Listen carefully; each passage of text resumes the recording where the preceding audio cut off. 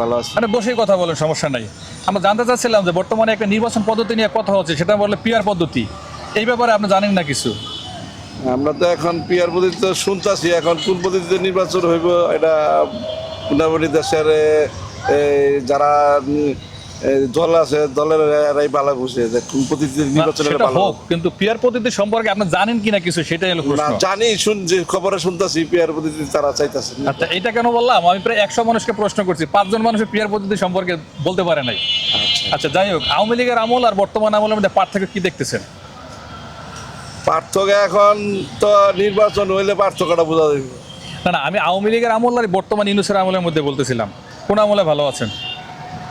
এখন তো ভালো মন্দ মিলেই আছে আমরা এখন। আচ্ছা, যাই হোক, বুঝতে পারছি। এখন সামনে তো ধরেন আওয়ামী লীগ নেই, আছে বিএনপি সহ ইসলামী কতগুলি দল আছে। ঘুষ, দুর্নীতি, চাঁদাবাজ, দেশের অর্থ পাচার করবে না, এরকম কোন দলকে বাংলাদেশে আছে যারা ক্ষমতা যাইতে পারে? এখন তো আমরা সব সব দলের নির্বাচন দেখছি। এখন এই জামাত বাকি আছে, এরা তো ক্ষমতা যায় না। জি। এখন এরা ক্ষমতা আসলে দেখা যাবে তারা তো দেশ আপনি কিভাবে চাচ্ছেন চালায়। জামাত আসুক? আমি চাচ্ছি না যে তারা এখন আসলে মনে হয় দেশটা কিভাবে চালায় তো ভালো মন্দ বোঝা ভালো যাইতো মন্দ আর কি। বোঝা যেত। ধন্যবাদ আপনার বন্ধু।